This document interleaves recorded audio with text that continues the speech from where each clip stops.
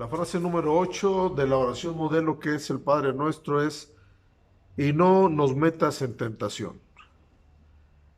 La nueva traducción viviente dice, no permitas que cedamos ante la tentación. Es un error creer que Dios es el que nos mete en tentación. De hecho, la palabra de Dios nos dice que nadie es tentado de parte de Dios. Santiago capítulo 1, verso 13, cuando alguno es tentado, no diga que es tentado de parte de Dios, porque Dios no puede ser tentado por el mal, ni Él tienta a nadie.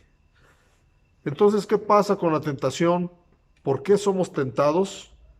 Dice la palabra de Dios en Santiago capítulo 1, verso 14, sino que cada uno es tentado cuando de su propia concupiscencia es atraído y seducido. Entonces lo que atrae la tentación a nuestras vidas es nuestra propia concupiscencia, que es el mal que habita en nuestra carne, la tendencia al mal que está en nuestras vidas, pero no, esa tentación nunca viene de parte de Dios.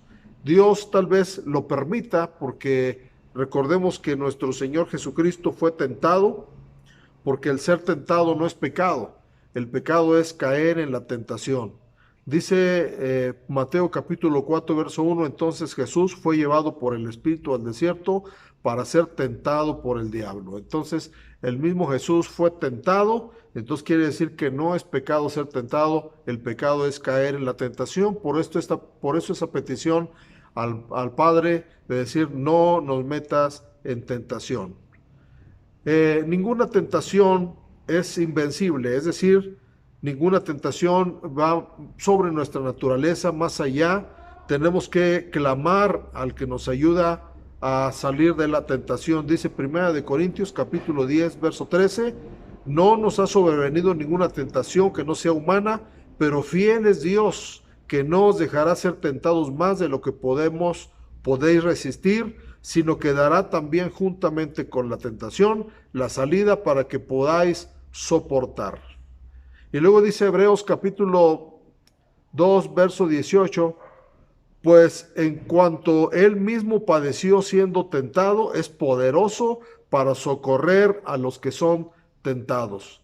Y en el capítulo 4 de Hebreos, verso 15, dice, porque no tenemos un sumo sacerdote que no pueda compadecerse de nuestras debilidades, sino uno que fue tentado en todo, según nuestra semejanza, pero sin pecado. Así es de que tenemos a alguien que nos puede ayudar, por eso debemos declamar. Yo puedo considerar a esta frase como una medicina preventiva. Y no nos metas en tentación. Muchas veces clamamos a Dios ya cuando hemos caído en la tentación. Por eso en el Padre Nuestro Jesús recomendó que oremos cada mañana, cada momento, no nos metas en tentación como algo preventivo, porque cuando vemos que estamos expuestos a la tentación, podemos decirle, Señor, no permitas que caigamos. Y bueno, la oración es fundamental para poder vencer la tentación. Dice Mateo 26, 41, velad y orad para que no entréis en tentación.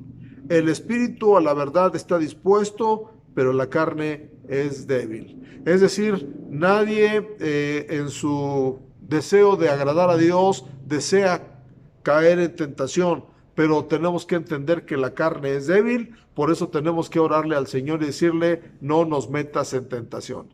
Que así sea, que Dios nos guarde, Dios les bendiga y que tengan un excelente día.